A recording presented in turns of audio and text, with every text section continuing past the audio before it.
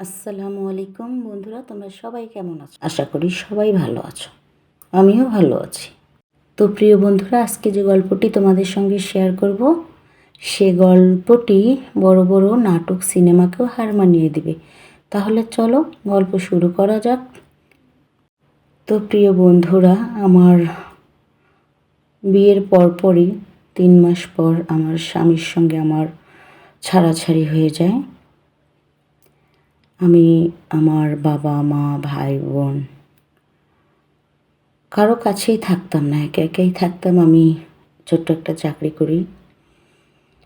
তো যাই হোক, চাকরি করে মোটামুটি শহরের বাড়িতে একটি ঘর ভাড়া দিই।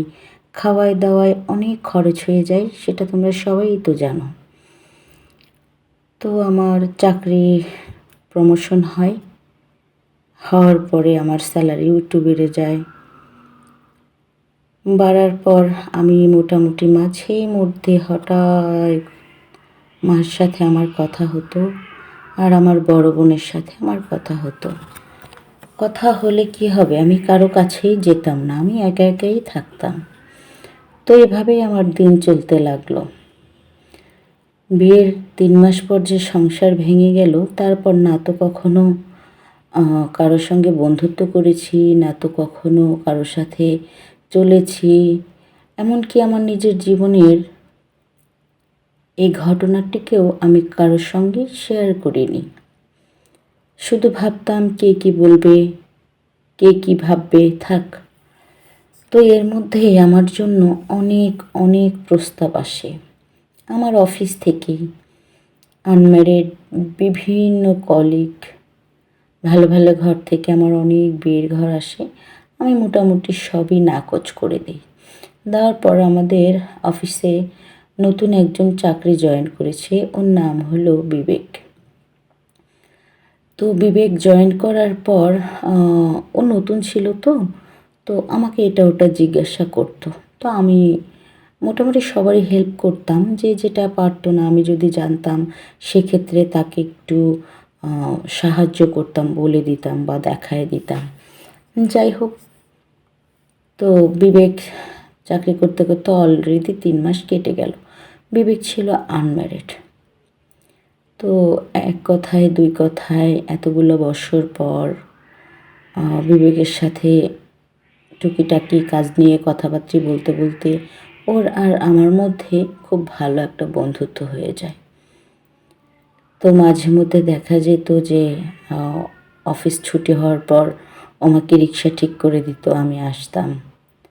বা আরও কিছুটা পথ হেঁটে এসে ও আমাকে তখন রিক্সা ঠিক করে দিত, আমি চলে আসতাম। মাঝে মধ্যে এমনও হয়েছে যে ও নিজেও রিক্সায় বসে আমাকে বাসার সামনে ছেড়ে ও চলে গেছে। তো জাস্ট বন্ধুত্ব ছিল।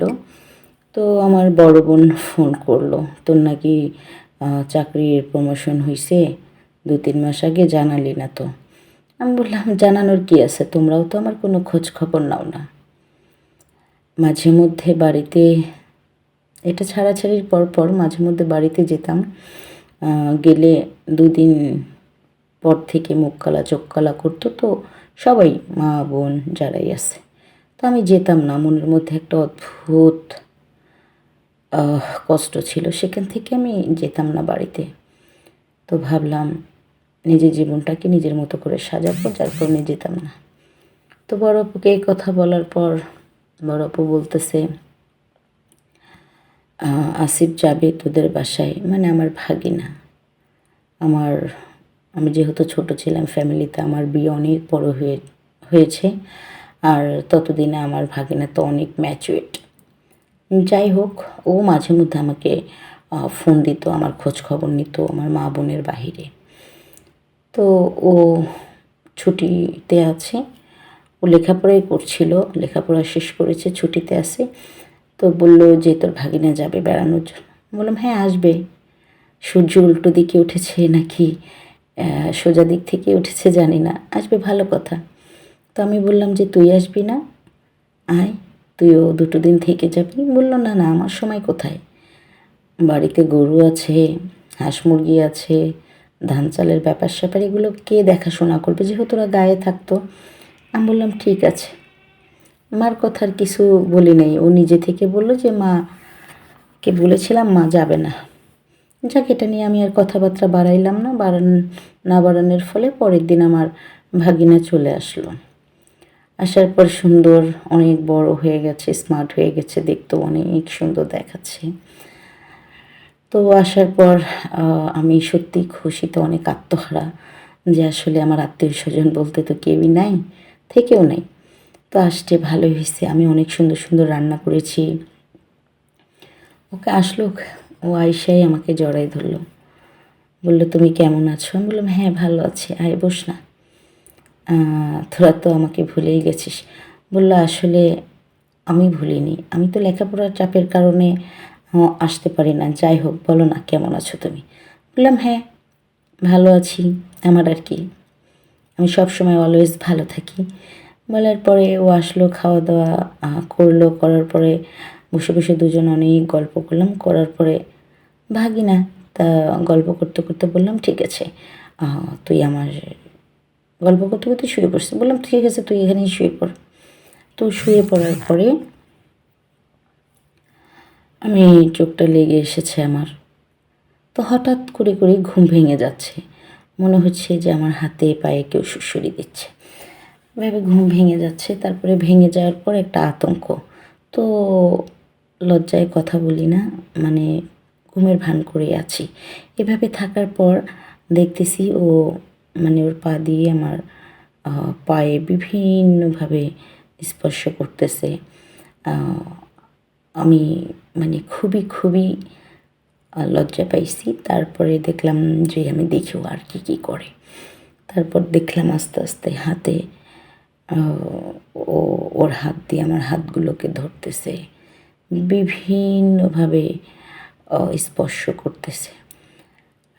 একদিকে শরীরের মধ্যে চাওয়া পাওয়া জাগরণ হচ্ছে, অন্যদিকে লজ্জার আতঙ্কে আমার মনে হচ্ছে যে শ্বাস আটকে যাবে, এরকম একটা অবস্থা। তো ভাবলাম দেখি না আরও কী করেও। তো আমাকে ঘুমে ভেবে আমাকে, আমি তো কাত হয়ে শুয়েছিলাম, তো ঘুমে ভেবেও আমাকে সোজা করে নিল। নেওয়ার পর ধীরে ধীরে দেখছিলাম যে ও আমার সব কিছু খুলতে থাকে। তারপর ও ক্ষুধার্ত এক হায়নার মতো আমার উপরে ঝাঁপিয়ে পড়ে। যদিও আমার বিয়ে হয়েছিল, তারপরেও আমার তো বাচ্চা কাচ্চা হয়নি, হাজব্যান্ডের সাথে তেমন একটা মিল মহব্বত ছিল না। খুবই অল্প একটা সময়, 3 মাস, একটা সময় 3 মাসের মধ্যে হয়তো 1 মাসও তার সঙ্গে আমার সাথে তেমন কোনো সম্পর্ক হয়নি। যাই হোক, স্বামী কাকে বলে, তার সাথে কী সম্পর্ক হয়, সেটা কাকে বলে সেটা তো আমি জানি। তো নিজেকে আর আটকিয়ে রাখতে পারলাম না। যতই সময় ঘনাচ্ছিল ততই মনে হচ্ছিল আমার আনন্দের মুহূর্ত বেড়েই চলেছে। তো ও আমাকে এতভাবে আদর করলো, আমি যেন পাগল হয়ে গেলাম। ওর ছোঁয়ার স্টাইল, মানে বিভিন্ন ধরনের সব কিছু দেখে আমি একদিকে হচ্ছে লজ্জায়, আরেকদিকে আতঙ্কে, অন্যদিকে আনন্দে ভরে গেছিলাম। তো আমি চুপচাপ করে ওর থেকে মজা নিই, আর ও আমার থেকে মজা নেয়। তো এভাবেই যে কয়দিনই ছিল হয়েছে, পরে যাওয়ার দিন আমি ঘুমের ভান করে থাকতাম, ও এভাবে আমার সাথে যা করার করতো। যাই হোক, এভাবে আমিও ওর থেকে মজা নিতে থাকি, আর ও আমার থেকে মজা নিতে থাকে। তো 1 সপ্তাহ থাকবেও, থাকার পর 1 সপ্তাহই চলছিল। তারপরে যাওয়ার দিন আমি ওকে বললাম যে তুই যে কাজটা করলি সেটা কি ঠিক? বলতেছে আমি ঠিক করেছি না ভুল করেছি জানি না, বাট এটা জানি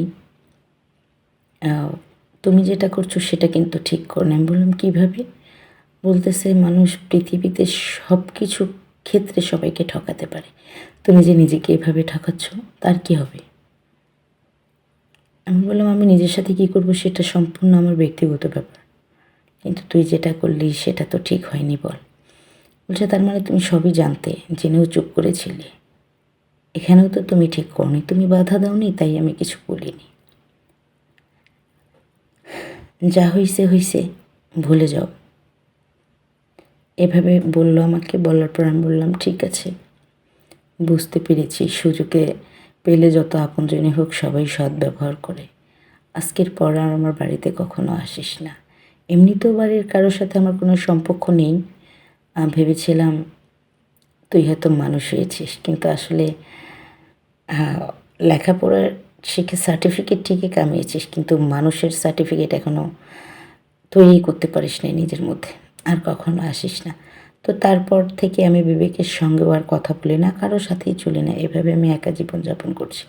তো গল্পটা তোমাদের সঙ্গে শেয়ার করার একটাই কারণ, দেখো আমি রূপে গুণে শিক্ষায় দীক্ষায় সর্বদিক থেকে কোনো দিক থেকে আমার কমতি ছিল না, বাট আমার হাজব্যান্ড না থাকার কারণে আমার পরিবারের কোনো দায়িত্ব কর্তব্য আমার উপরে না থাকার কারণে আমার সাথে কিন্তু এটা ঘটছিল। আর আমিও নিজেও অনেকটা দায়ী। তো আমি যে ভুলটা করেছি, তোমরা কেউ করবে না, এই কারণেই তোমাদের সঙ্গে গল্পটা শেয়ার করা। তো সবাই ভালো থেকো, সুস্থ থেকো। আল্লাহ হাফেজ। আসসালামু আলাইকুম।